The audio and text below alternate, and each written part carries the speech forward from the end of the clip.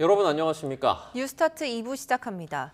이재명 대통령이 주요 7개국 G7 정상회의에 초청을 받아 참석하기로 했습니다. 취임한 지 2주도 채 지나지 않아 다자 정상외교 무대에 오르게 되는 건데 국익 중심 실용 외교에 미칠 영향에 관심이 쏠립니다. 정인용 기자입니다.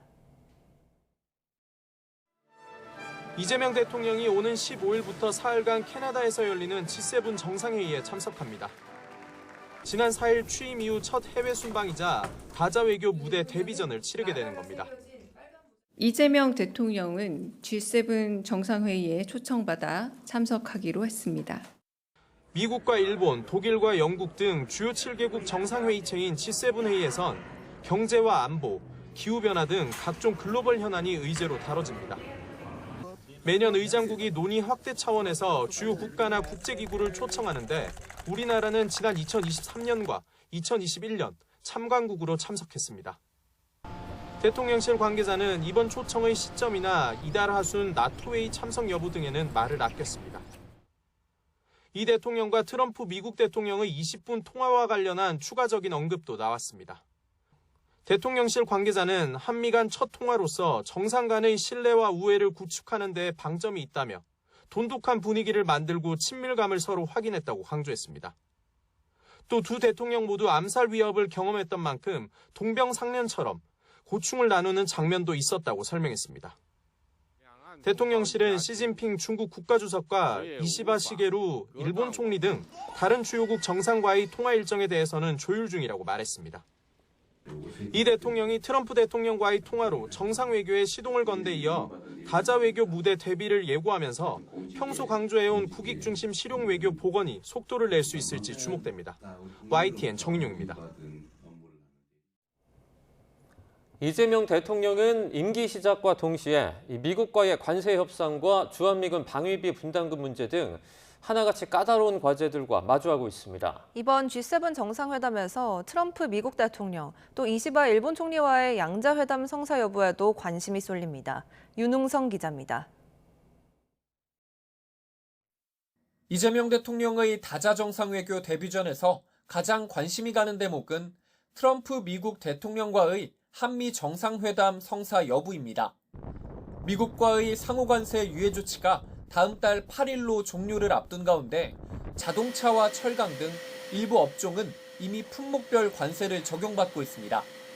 트럼프 대통령이 관세 이슈에 주한미군 방위비 분담금 인상 등 안보 문제까지 엮어 그간 원스톱 쇼핑을 언급한 만큼 논의 여부가 주목됩니다. G7 정상회의 기간이 아니더라도 캐나다에서 행사가 열리는 만큼 인접한 미국으로 넘어가 단독 정상회담을 할 가능성도 점쳐집니다. 대통령실 관계자는 이 같은 방미 가능성에 대해 G7 회의 참석을 제대로 준비하고 있다는 정도로만 답을 드리겠다고 말했습니다. 이재명 정부 한일 관계 온도의 가늠자가 될 수 있는 이시바 시게루 일본 총리와의 양자회담 여부도 관전 포인트입니다. 보수야당 일각에서 제기하는 친중 외교 우려를 불식시키고 이 대통령이 대선 기간과 취임 직후 일관되게 강조한 국익 실용 기반 외교, 그 균형점이 시험대에 오르게 되는 셈입니다. 굳건한 한미 동맹을 토대로 한미일 협력을 다지고 주변 국가의 관계도 국익과 실용의 관점에서 접근하겠습니다. 여기에 G7 정상회담에 참석하는 다른 국가들도 미국과의 관세전쟁 여파에서 자유롭지 못한 만큼 범국가적 협력 등을 두고 탐색전을 펼 가능성도 있습니다. 이런 가운데 대통령실은 윤석열 정부가 축소했던 대통령 전용기 탑승 언론인 수를 문재인 정부 수준으로 복원하겠다고 설명했습니다. 앞서 윤석열 정부 당시 정부와 일부 언론 매체 사이 갈등으로 대통령 전용기 탑승 언론인 수가 줄어든 바 있습니다. YTN 윤홍성입니다. 더불어민주당은 이재명 대통령이 주요 7개국 G7 정상회의에 참석하는 것과 윤석열 내란 정권이 추락시켰던 국가적인 위상을 외교 무대에서 회복하는 전환점으로 만들기 기대한다고 강조했습니다. 조승래 수석 대변인은 논평을 통해 엄중한 외교 환경 속에서 국익을 지키기 위해 여야 모두가 한마음 한뜻으로 힘써야 한다며 이같이 밝혔습니다. 국민의힘은 이재명 대통령의 주요 7개국 G7 정상회의 참석을 두고 실질적 외교 성과로 이어지길 바란다며 단순한 외교 이벤트로 끝나선 안 된다고 강조했습니다. 이준우 대변인은 논평에서 세계 주요 국가 정상들과 어깨를 나란히 하는 첫 외교 무대라는 점에서 국익을 위한 진정한 성과로 이어지길 기대한다며 이같이 밝혔습니다. 이재명 대통령은 당대표 시절 함께 당을 이끈 더불어민주당 전현직 지도부 의원들과 만찬 회동을 진행했습니다. 강유정 대통령실 대변인은 서면 브리핑에서 이 대통령이 서울 한남동 관저에서 1기와 2기 당대표 시절 지도부에 속한 의원들과 2시간 반 동안 저녁 자리를 함께 했다고 밝혔습니다. 이 대통령은 이 자리에서 어려운 시기를 함께 극복하며 국민의 선택을 받은 만큼 이제는 국민 기대에 부응하는 것이 우리의 첫 번째 사명이라고 강조했다고 강 대변인은 설명했습니다. 이재명 대통령이 원팀 정신으로 새로운 나라, 진짜 대한민국을 향해 힘차게 나아가겠다고 약속했습니다. 이 대통령은 당대표 시절 함께 더불어민주당을 이끈 1, 2기 지도부와 만찬을 마친 뒤 SNS에 올린 글에서 이같이 적으며 함께해 주시는 든든한 동지 여러분께 감사하다고 했습니다. 이 대통령은 수많은 위기와 도전 속에서도 우리가 여기까지 올 수 있었던 힘은 오직 국민을 위한 책임감과 사명감이었음을 다시금 확인하는 자리였다고 만찬 소회를 밝혔습니다. 국회에선 이재명 정부 출범 이후 첫 거대 양당 원내대표를 뽑기 위한 선거전이 달아오르고 있습니다. 집권 여당이 된 민주당에선 이른바 명심 경쟁이, 소수 야당으로 전락한 국민의힘에선 개파 간 대리전이 치열할 것으로 보입니다. 나혜인 기자입니다. 민주당 차기 원내대표 경선은 오는 13일 3선 김병기, 4선 서영교 의원의 양자 대결로 치러집니다.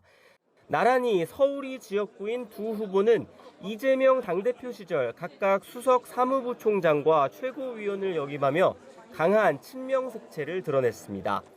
저마다 이 대통령과 인연을 강조하며 자신이 집권 여당 첫 원내 사령탑으로서 야당과의 협상을 이끌 적임자라고 출사표를 던졌습니다. 저는 누구보다 이재명 대통령님의 국정 철학을 깊이 이해하고 있다고 자부합니다. 최고의 당정 관계를 만들어 국정 과제가 원활히 수행될 수 있도록 특히 이번 경선에서 동료 의원들만 투표하는 게 아니라 권리당원 표심이 20% 반영돼 당원들의 지지도 적잖은 변수가 될 전망입니다. 이재명 정부 초대 민정수석으로 특수부 검사 출신 오광수 변호사가 거론되자 우려의 목소리가 나온 것 역시 당원 여론을 염두에 둔 거란 해석도 나옵니다. 윤석열과 같이 있었다. 뭐 이런 특수통 검사로 같이 있었다. 이런 거는 제가 보기엔 크게 좋은 것은 아니다 생각이 들어서 좀 더 보시고 신중하게 아직까지 분명한 좋겠다. 설이군요. 오는 16일 원내대표 경선을 예고한 국민의힘에선 개파 간 물밑 신경전이 치열합니다. 새 정부 출범 초기 거대 여당을 상대하긴 버거운 환경이지만 당권 경쟁을 앞두고 초반 주도권을 잡기 위한 전초전이 달아오른 겁니다. 오선 김기현, 나경원 의원 등 이미 원내대표 경력이 있는 중진들은 연일 여권에 날을 세우며 존재감을 부각하고 있습니다. 여기에 개파색이 였다고 평가받는 4선 김도읍 의원, 또 수도권의 지역구를 두고 친한계와도 원만하다는 평가를 받는 3선 김성원 의원도 주요 후보군으로 거론됩니다. 대선 패배 뒤 당의 쇄신과 대여 투쟁을 동시에 주도할 적임자가 누구일지가 선택에 있어 가장 중요한 요인이 될 전망입니다. 반성도 해야 되고 당의 어떤 체질도 개선을 시켜야 되는데 다시 한번 당권 경쟁으로 해버리면 우리가 밑바닥부터 드러내서 다 고쳐야 되는 부분들이 그냥 묻히고 넘어갈 수가 있게 돼요. 새 여야 원내대표는 민주당이 추진하는 각종 개혁 입법과 새 정부 국무위원 인사청문회를 두고 강하게 맞붙을 걸로 예상됩니다. 계파 갈등과 의석 열세를 동시에 극복해야 하는 국민의힘 상황이 더 복잡하다는 평가 속에 국회 협상 온도에도 영향을 줄 수 있는 만큼 여야 원내사령탑의 조합에 관심이 쏠립니다. YTN 나인입니다. 홍준표 전 대구시장이 지난 대선 강제 후보 교체 소동을 빚은 국민의힘을 겨냥해 정당 해산 사유가 될 수 있다고 주장했습니다. 홍 전 시장은 SNS에 후보 강제 교체 사건은 직무 강요죄로 반민주 행위고 정당 해산 사유도 될 수 있다며 기소되면 정계 강제 퇴출이라고 적었습니다. 이어 자신들이 저지른 죄가 얼마나 무거운지도 모르고 윤석열 전 대통령과 합작해 그런 짓을 했느냐며 가담한 이들과 한덕수 전 총리 추대 그룹은 모두 처벌될 것이라고 비판했습니다. 국회 본회의 문턱을 내란과 김건희, 최혜병 특검은 이번 주에 공포돼 다음 달 중순부터 본격적인 수사에 착수할 것으로 보입니다. 파견 검사만 120여 명에 최장 170일까지 수사를 할 수 있는데 검찰 내부에서는 우려의 목소리도 나오고 있습니다. 황윤태 기자입니다. 내란 특검법과 김건희 특검법, 최혜병 특검법이 국회 본회의를 통과한 뒤 대통령실 관계자는 거부권을 쓸 이유는 매우 적지 않나 예상한다고 밝혔습니다. 많은 국민적 지지를 받고 있다는 부분을 강조하기도 했는데 이재명 대통령도 조만간 3대 특검법안을 공포할 것으로 보입니다. 법안이 공포되면 민주당과 조국혁신당이 특별검사 1명씩을 추천합니다. 국민의힘은 추천 권한이 없습니다. 이후 이 대통령이 이 가운데 1명을 특별검사로 임명합니다. 준비기간 20일 동안 특별검사보와 파견검사 120명을 포함해 최대 570명이 넘는 수사 인력도 배치합니다. 수사기간은 내란 특검법과 김건희 특검법이 최장 170일, 최혜병 특검법은 최장 140일입니다. 비상계엄뿐 아니라 김건희 여사의 주가 조작 의혹과 공천 개입 의혹, 건진법사 의혹, 그리고 윤석열 정부의 최혜병 사건 은폐 의혹 등이 모두 포함됐습니다.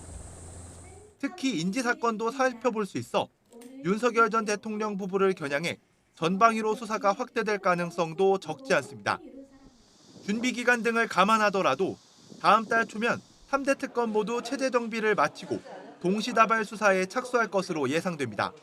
다만 초유의 3특검을 함께 추진해야 하고 파견 인력도 수백 명에 달해 본격적인 가동까지는 다소 시간이 걸릴 거란 전망도 제기됩니다. 또 검찰 내부에서는 대규모 인력 차출이 현실적으로 어려울 뿐 아니라 그렇게 될 경우 일반 형사사건이나 민생범죄 처리 등 수사 공백이 불가피할 것이란 우려도 나옵니다. YTN 황윤태입니다. 경찰 비상계엄 특별수사단이 대선 직후 김성훈 전 경호처 차장을 다시 불러 조사한 것으로 확인됐습니다. 특검이 출범하면 사건을 넘겨야 하는 경찰이 얼마나 속도를 낼 수 있을지 관심입니다. 양동훈 기자입니다. 경찰 비상계엄 특별수사단은 대선 직후인 지난 4일 김성훈 전 경호처 차장을 다시 불러 조사했습니다. 경찰은 비화폰 정보 삭제 정황과 윤석열 전 대통령 체포 저지 과정 등을 포함해 전반적인 혐의를 다시 캐물은 것으로 전해졌습니다. 앞서 경찰은 계엄 직후인 지난해 12월 7일 김 전 차장이 윤 전 대통령과 통화한 뒤 계엄과 관련된 사령관들의 정보를 삭제하려 시도했던 사실을 파악했습니다. 김 전 차장 측은 보안 장비에 보안 사고가 발생했을 경우 당연히 정보 삭제 등 보안 조치를 해야 하는 거라며 증거인멸 우려가 있다는 의견을 받아들여 이마저도 시행하지 않았다고 반박하고 있습니다. 경찰은 또 하루 전인 지난해 12월 6일 윤석열 전 대통령과 홍장원 전 국정원 1차장, 김봉식 전 서울경찰청장의 비화폰 정보가 삭제된 부분에 대해서도 수사를 벌이고 있습니다. 경찰은 이 시점에 조태용 국정원장과 박종준 전 경호처장이 통화한 기록을 확인하고 이들이 정보 삭제에 관여한 것은 아닌지도 수사 중인 것으로 전해졌습니다. 조 원장은 비상계엄 선포 직전 김건희 여사와 문자를 주고받은 사실이 확인돼 김 여사의 연루 의혹이 불거지기도 했습니다. 12월 2일 날 대통령 영부인으로부터 문자를 2통 받아요. 그 다음 날 증인이 답장을 보냈어요. 그건 무슨 내용인지 기억나십니까? 금방 기억이 잘 안 납니다. 내란 특검이 본격 출범해 사건 이첩을 요구하기 전까진 경찰의 수사권이 있는 만큼 얼마 남지 않은 기간 경찰이 어디까지 수사에 속도를 낼 수 있을지 관심입니다. YTN 양동훈입니다. 극우 성향 교육단체인 리박스쿨 출신 강사들이 늘봄학교에서 강의를 한 것으로 확인되면서 교육당국이 전수조사를 벌이고 있습니다.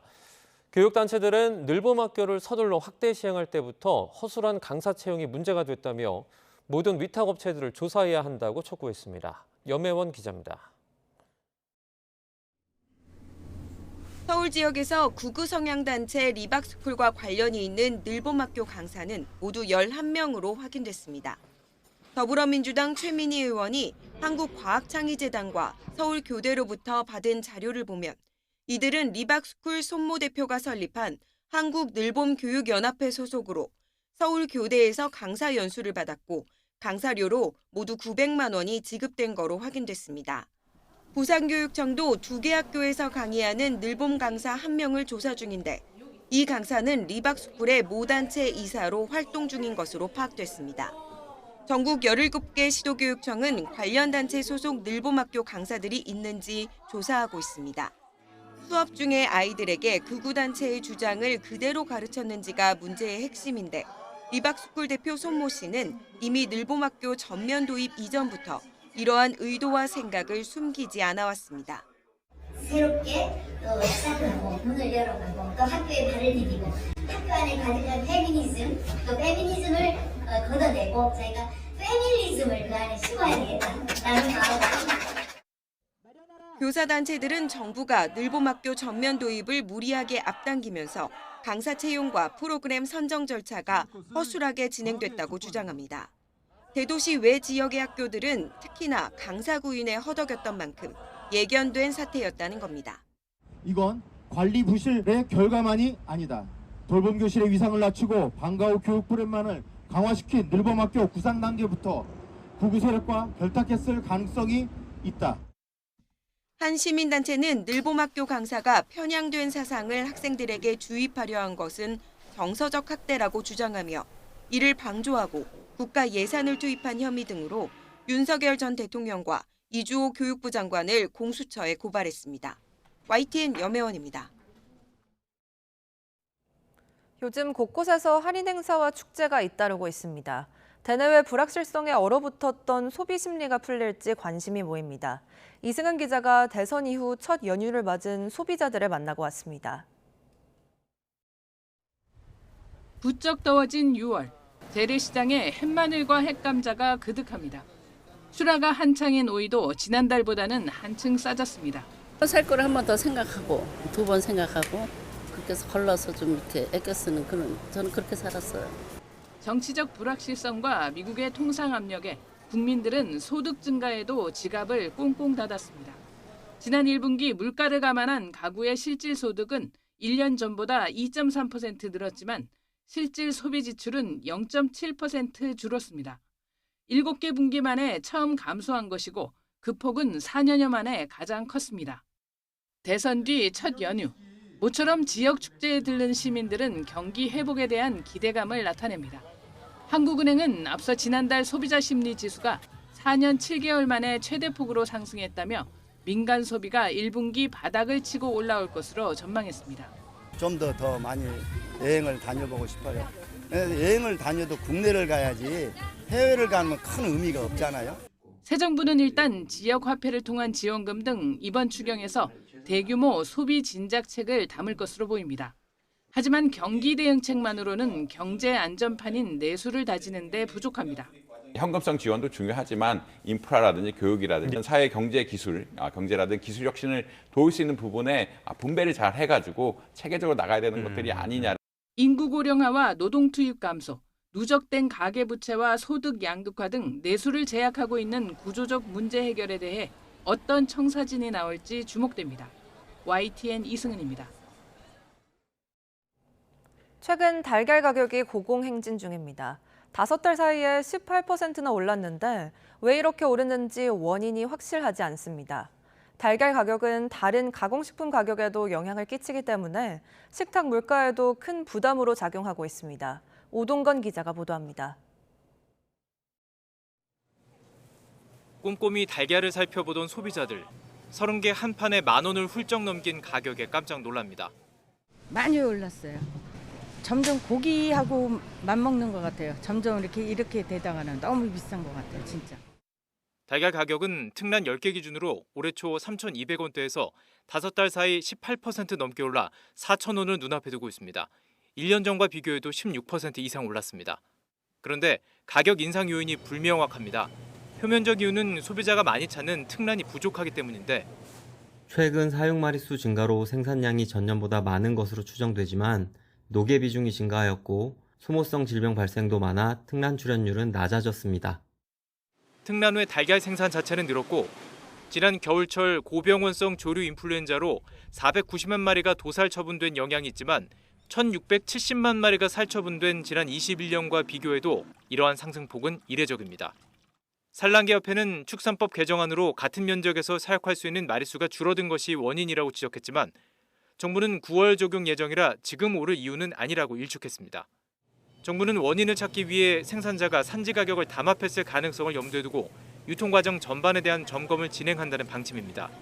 지난달 가공식품 물가 상승률이 전월 대비 4.1%로 2달 연속 4%대를 기록한 가운데 가공식품의 주 원료인 달걀 가격까지 고공행진하며 식탁 물가의 부담으로 작용하고 있습니다.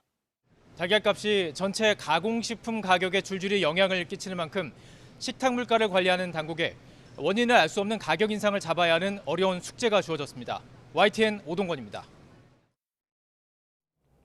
기업 회생 절차를 밟고 있는 홈플러스가 최근 울산 남구점을 포함한 10개 점포에 추가로 계약 해지를 통보했습니다. 폐업이 실제 이뤄질 경우 고용 문제는 물론 지역 상권에도 적잖은 파장이 예상됩니다. JCN 울산중앙방송 라경훈 기자입니다. 2003년부터 문을 연 홈플러스 울산 남구점. 20년 넘게 인근 주민들의 생활 마트 역할을 해왔지만 최근 폐점 위기에 놓였습니다. 지난달 31일 홈플러스가 울산 북구점에 이어 남구점을 포함한 전국 10개 점포에 계약 해지를 통보했습니다. 기업 회생 절차에 따라 점포 임대인들과 임차료 조정 협상에 나섰지만 협상이 결렬되면서 계약 해지를 공식 통보한 겁니다. 예고 없이 들이닥친 폐점 위기에 직원들의 우려도 커지고 있습니다. 여기 홈플러스 문을 여는과 동시에 입사를 했었거든. 내가 이 정년을 보냈을까?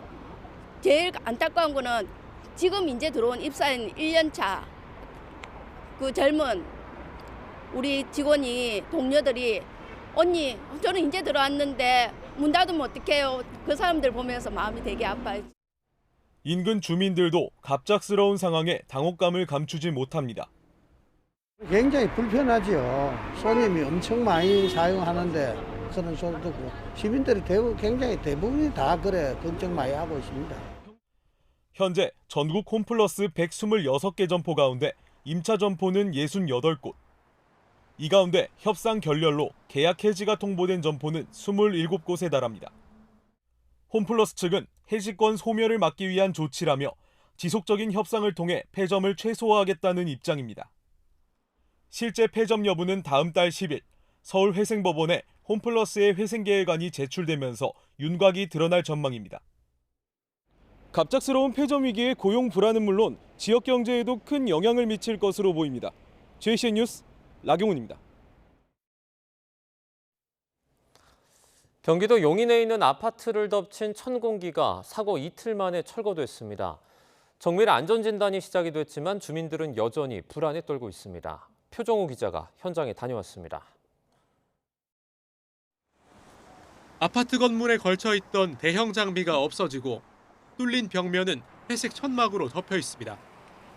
밤새 해체 작업을 진행한 뒤 사고 이틀 만에 천공기가 철거된 겁니다. 눈앞에 보이던 커다란 중장비는 사라졌지만 주민들 불안은 여전합니다. 추가로 더 공사가 더 진행되다 보면은 또 다른 문제가 생기지 않을까. 그거를 염려하고 있는. 집에서 나와 임시 거주지에 머무는 불편도 큽니다. 연휴 기간 비어있는 객실을 찾기 어려워 호텔에 머무는 것도 제한된다고 말합니다. 그냥 아시는 분이 여행 간 그 집에서 그냥 들어가 자고 있어요. 빨리 해결돼서 들어가서 내 집에서 자고 싶죠.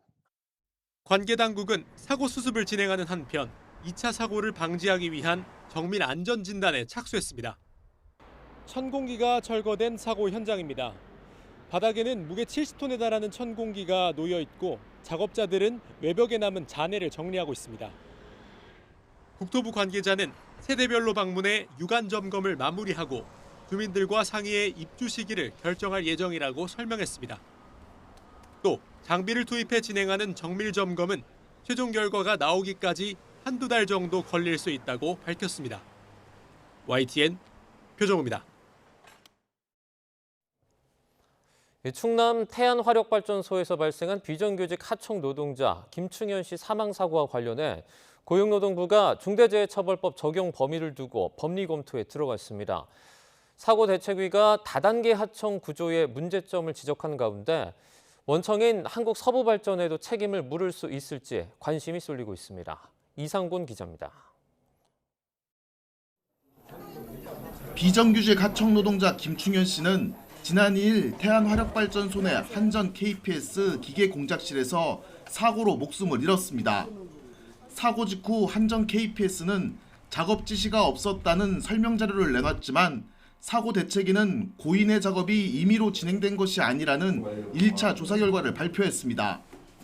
실제로 저희가 서류들이나 이런 증거들을 다 봤을 때는 실질적으로 원청이 업무를 지시하였고 임의 작업을 한 게 아니었다는 걸 확실하게 확인을 했습니다.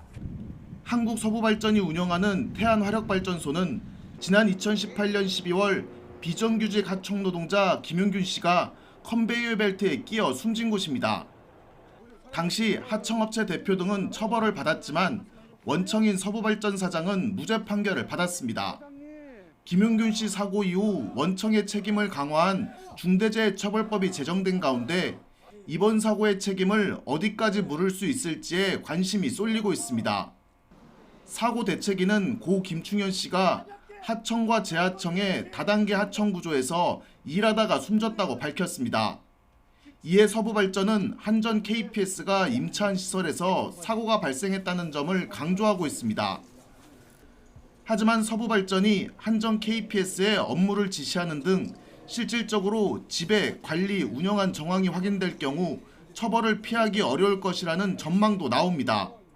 기계 공작실에 대해서 서부발전이 여전히 그 시설에 대한 소유권을 가지고 있고 장비에 대해서 그리고 자기 사업장 내에 있기 때문에 여전히 지배 관리, 운영에 대한 권리 그런 책임이 있는 것인지 여부에 대해서 앞서 이재명 대통령은 대선 후보 당시 일하다 죽는 나라를 더는 용납할 수 없다고 밝혔습니다. 사고 대책위는 용산 대통령실 앞까지 행진한 뒤 강훈식 대통령 비서실장에게 진상조사 요구안을 전달했으며 강 실장은 엄중 처리를 약속했습니다.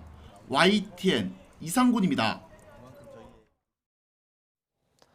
어제 오후 6시 10분쯤 경북 구미시 진평동의 3층짜리 다가구 주택 3층 원룸에서 불이 나 30여 분 만에 꺼졌습니다. 이 불로 방 안에 있던 20대 여성이 숨졌고 주민 8명이 대피했습니다. 경찰과 소방당국은 폭발음이 들렸다는 목격자 진술 등을 바탕으로 가스 폭발로 불이 났다고 추정하고 있는데 합동 감식을 통해 정확한 화재 원인을 조사할 방침입니다. 어제 저녁 8시 20분쯤 경남 진주시 신안동에 주차된 승합차에서 불이 나 10여 분 만에 꺼졌습니다. 이 불로 다친 사람은 없었지만 차량 주변에 있던 운전자와 인근 주민 등 7명이 대피했습니다. 소방당국은 차량 기능 조절 장치에서 불이 시작했다는 운전자의 진술을 바탕으로 정확한 화재 원인을 조사하고 있습니다.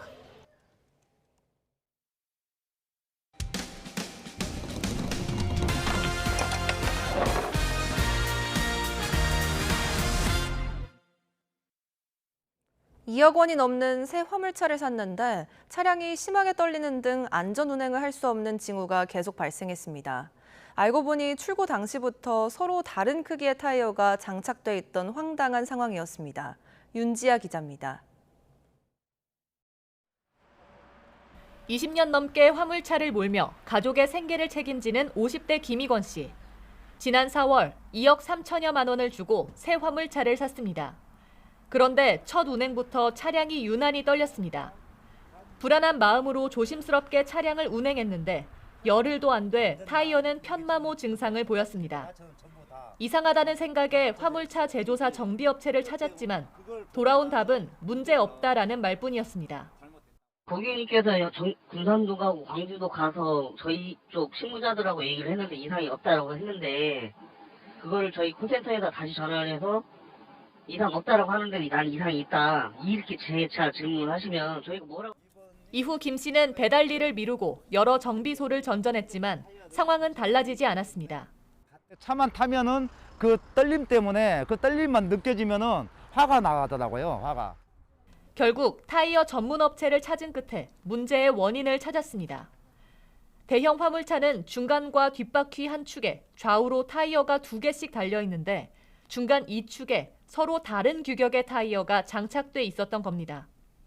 안쪽은 이루고 바깥쪽은 이사오라고 확실하게 말씀을 해 주셔서. 바깥쪽 타이어는 안 나와 있었어요. 아, 그러면 떠 있었던 거예요? 예, 그거죠. 근데 육안으로 봤을 때 잘 티가 안 나고 전문가들이 봤을 때 약간 티가 날 정도. 제조사 측은 출고 실수를 인정하고 문제가 된 타이어 4개는 교체했지만 나머지는 정상이라며 교체 대상에서 제외했습니다. 그러면서 높이는 같고 면적만 다를 뿐이라 큰 문제는 없다고 주장했습니다. 이쪽에서는 이 높낮이 차이가 아니라 면적에 대한 거는 사실 그렇게 크지 않다라고 판단을 하는 거고.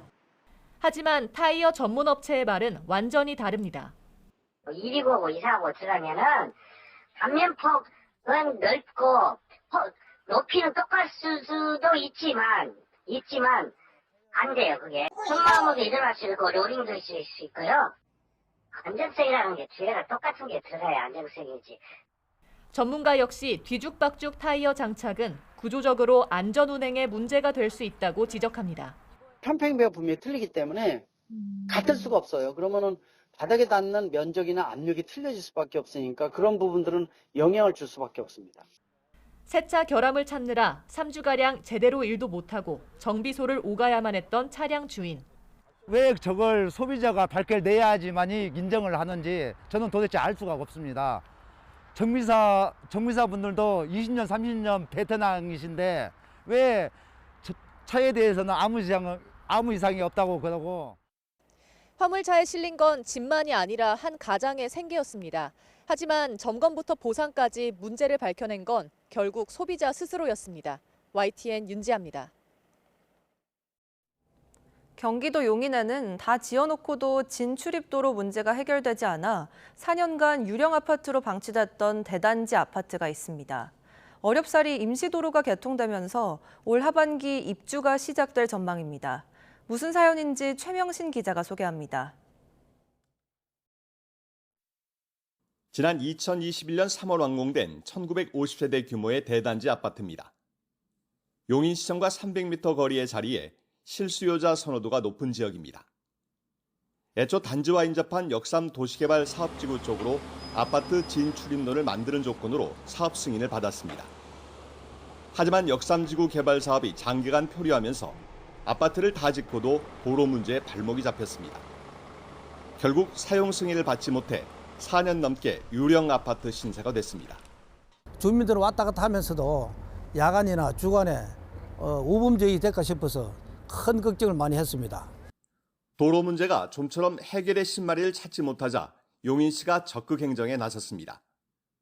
아파트 동남쪽에 있는 공원 부지를 임시도로로 쓸 수 있도록 지원에 나선 겁니다. 진입로 조성은 용인도시공사가 맡고 아파트 시행사가 공사비 88억 원 전액을 부담하도록 했습니다. 1년여의 공사 끝에 왕복 4차로 270m 도로가 개통되면서 올 하반기 입주자 모집 공고가 진행될 예정입니다. 진출입로 마련을 위해서 우리 시의 공직자들과 논의를 많이 했고 결국 권익위원회와 협의를 해서 대체 도로를 만들기로 결정을 했습니다. 용인시는 원래 계획된 역삼지군의 도로가 개설되면 임시도로는 공원 용지로 원상 복구할 계획입니다. YTN 최명신입니다. 트럼프 대통령이 추진하는 우주 기반 미사일 요격 시스템 골든돔을 둘러싸고 실현 가능성 논란이 끊이지 않고 있습니다. 예산이나 기술적인 한계를 넘어서기 어렵다는 지적인데요. 근본적으로 출구 없는 군비 경쟁만 촉발한 것이란 비판도 만만치 않습니다. 보도에 유투건 기자입니다. 트럼프 대통령은 골든돔에 들어가는 비용을 1,750억 달러, 244조 원으로 제시했습니다. 그러면서 자신의 임기가 끝나는 2029년 초까지 실전 배치하겠다고 장담했습니다. 하지만 회의적 의견은 수그러들지 않고 있습니다. Critics said it would be prohibitively expensive, potentially ineffective, and could trigger an arms race in space. Well, they're wrong. It's about as close to perfect as you can have in terms of real production. 현재의 기술력을 고려하면 미국 전역을 방어하는 데 필요한 감시 위성은 400개에서 1,000개 정도. 여기에 미사일이나 레이저를 장착한 200개의 요격 위성이 필요합니다. 시간도 시간이지만 지금 책정한 예산으론 어림도 없다는 게 일반적 분석입니다. 미국 의회는 북한을 전제로 한두 개의 ICBM을 요격하는 체계를 운영하는 데만 20년간 최대 5천억 달러 이상이 필요하다고 추산했습니다. 중국이나 러시아까지 염두에 둔 광범위한 체계를 갖추려면 비용은 더 늘어날 수밖에 없습니다. 전문가들 사이에선 수조 달러에 이르는 미국도 감당하기 힘든 천문학적 비용이 거론되고 있습니다. 기술적인 한계도 있습니다. 위성에서 직접 미사일을 요격하는 기술은 아직 초보적 수준으로 평가되고 있습니다. That's a very hard physics problem that requires that we deal with things like orbital mechanics that we don't have to deal with the current layered architectures. 자칫 군비 경쟁만 부추겨 방위 사업체의 배만 불릴 수 있다는 비판도 나오고 있습니다. 벌써 사업자로 유력하다는 보도까지 나온 일론 머스크가 대표적인 표적이 됐습니다. I mean, it's all about making sure that he and his friends are happy. That's it. So yeah, absolutely. I can see that, we've talked about this Gold Dome situation in Elon. 근본적으로 골든돔을 통한 억지력이 장기간 유지될지를 놓고도 의문이 제기됩니다. 수십 년간 지금의 미사일 방어망을 구축해왔던 미국이 결국 골든돔에 매달리고 있는 현실이 이를 반증하고 있습니다. 때마침 중국에서는 기존의 미사일 탐지 기술을 무력화하는 최첨단 스텔스 소재를 개발했다는 보도가 나왔습니다. YTN 유투건입니다. 일론 머스크 테슬라 최고 경영자가 X에 올렸던 트럼프 대통령에 대한 공격글을 일부 삭제하고 대신 가장 재미있는 결과가 발생할 가능성이 크다는 의미심장한 글을 남겼습니다. 미국의 경제매체 CNBC 방송은 이 머스크가 X 계정에 트럼프를 비난하며 올렸던 글들이 없어졌다고 보도했습니다. 삭제된 글에는 장기간에 걸친 중대 성범죄자를 저질렀던 억만장자 제프리 앱스타인 파일에 트럼프가 언급됐다고 주장한 글이 포함됐습니다. 트럼프 미국 대통령은 한때 최측근이었던 일론 머스크 테슬라 최고 경영자와의 관계는 끝났다면서 머스크가 야당 의원을 후원하면 매우 심각한 결과가 있을 것이라고 경고했습니다. 트럼프는 NBC 뉴스와의 전화 인터뷰에서 머스크와 관계 회복을 원하냐는 질문에 아니라고 답변을 했고 머스크와의 관계가 끝난 것으로 보느냐는 물음에는 그렇게 추정한다, 그렇다고 답했습니다.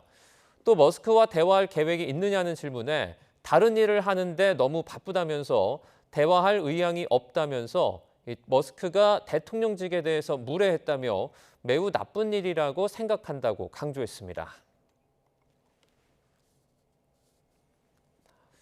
우크라이나의 기습적인 드론 공격에 대한 보복에 나선 러시아가 연일 대대적인 공습을 퍼붓고 있습니다. 우크라이나 제2의 도시 하르키우엔 하루에 2차례나 대규모 폭격이 이어지면서 최소 4명이 숨지고 60여 명이 다쳤습니다. 이 와중에 휴전 협상에서 합의한 전쟁포로 교환을 놓고도 설전을 벌이고 있습니다. 박영진 기자입니다. 우크라이나 제2의 도시 하르키우. 수십 대의 드론과 미사일에 폭탄까지 동원한 최악의 폭격에 아파트와 주택 등 수십 채가 처참하게 부서졌습니다. Жахливий ранок в місті Харкові було влучання 48 шахедів, крім цього 4 каба і 2 ракети. Постраждали цивільні об'єкти, це житловий будинок. 사태를 수습하기도 전에 또 한 차례 폭격이 이어지면서 최소 4명이 숨지고 60여 명이 다쳤습니다. 우크라이나의 러시아 공군기지 기습 공격에 대한 보복을 공언한 러시아는 연일 대규모 공습을 퍼붓고 있습니다. 폭격을 이어가는 와중에 이번엔 전쟁포로 교환 약속을 지키라며 우크라이나를 압박했습니다. 2차 협상에서 합의한 사항을 우크라이나가 지키지 않고 있다는 겁니다. Причина затягивания сроков проведения мероприятий нам неизвестна. Рассчитываем, что в ближайшее время власти Украины смогут принять необходимое решение. 우크라이나는 포로 교환 날짜를 정한 적은 없다며 러시아의 일방적인 조치는 더러운 술수라고 맹비난했습니다. 그러면서 러시아의 전례 없는 타격을 입힌 지난 1일 공군기지 드론 공격 영상을 추가로 공개했습니다. YTN 박영진입니다.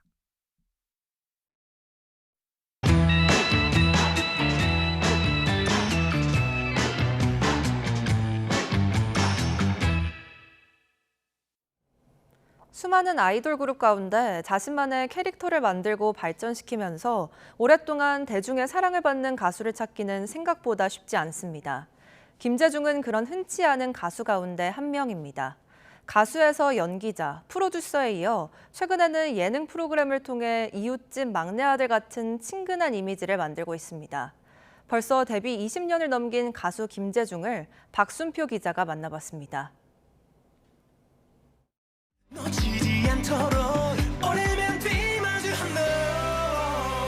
왜 어린 나이에 아이돌 가수가 되고 싶었냐는 첫 질문에 김재중은 의외의 답을 내놓습니다. 바로 고집과 누나입니다.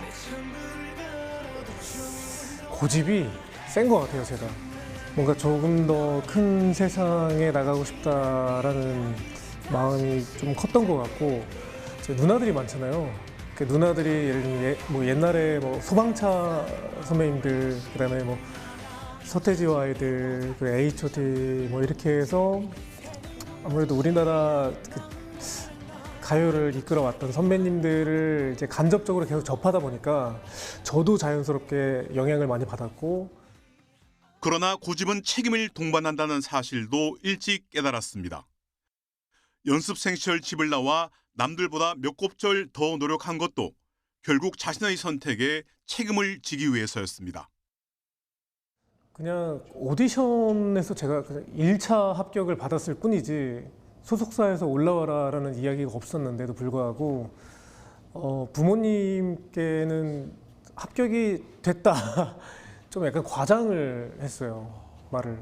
또 회사 입장에서는 이 친구가 왜 이렇게 지방 친구인데 자주 연습실에 나오지? 그러셨을 거예요. 그래가지고 제가 결정한 일 때문에 책임도 나에게 있다. 그래서 사서 고생한 거죠, 사실.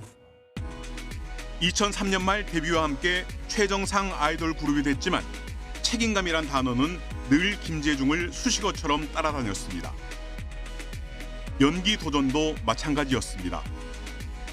자신을 믿고 배역을 준 연출진과 다른 연기자들에게 실망감을 줄 수 없어 죽을 힘을 다했습니다. 내가 그냥 가수 일 때문에 바쁘다고 내 역할을 소홀히 한다? 이거는 정말 말이 안 되는, 정말 모든 작품을 준비하는 분들에게 피해를 끼칠 수 있는 행위이기 때문에 굉장히 마음적으로도 부담도 컸고 굉장히 준비도 열심히 했었던 것 같고요. 그 당시에 제가 일일이 이제 세봤던 시간이었는데요. 100시간 동안 5시간 정도밖에 못 잤었어요. 본업인 가수로서도 책임을 다했습니다. 수많은 곡을 만들고 리메이크하면서 한순간도 긴장을 놓지 않았고 그 뒤에는 팬들에 대한 고마움이 자리하고 있습니다. 연차가 이제 점점 쌓이면 쌓일수록 그 감사함의 깊이를 더 느끼게 되는 것 같아요. 최근에 드는 생각들은 왜 그때는 몰랐을까? 왜 더 감사하지 못했을까? 그리고 왜 그만큼 보답하지 못했을까? 예능 프로그램에서 가족사를 공개한 것도 팬들에 대한 믿음과 책임감, 그리고 가족의 응원이 있어 가능했습니다. 되게 제 마음속에 큰 응어리였거든요. 그러니까 제가 어렸을 때부터 알고 있었던 사실. 근데 그거를 언제까지 대중분들에게 혹은 이제 가까운 팬 여러분들에게, 가족들에게 이 말을 꺼내기를 내가 왜 스스로 꺼려해야 할까. 이야기의 출구를 굉장히 따뜻하게 만들어 주셔가지고 너무나 감사하게 생각하고, 가족분들도 되게 좋아하셨어요. 정말로. 우리도 빨리 이야기를 하고 싶었는데 오히려 제 걱정을 하셨더라고요. 이번엔 팬들을 위해 새 앨범을 들고 왔습니다. 강렬한 록 사운드와 비주얼로 신곡을 기다려온 팬들에게 새로운 즐거움을 선사합니다. 서울 콘서트에 이어 아시아 투어에도 나섭니다. 아이돌 가수에서 연기자로, 다시 프로듀서에서 제작자로 김재중의 도전은 여전히 현재 진행형입니다. YTN 박순표입니다.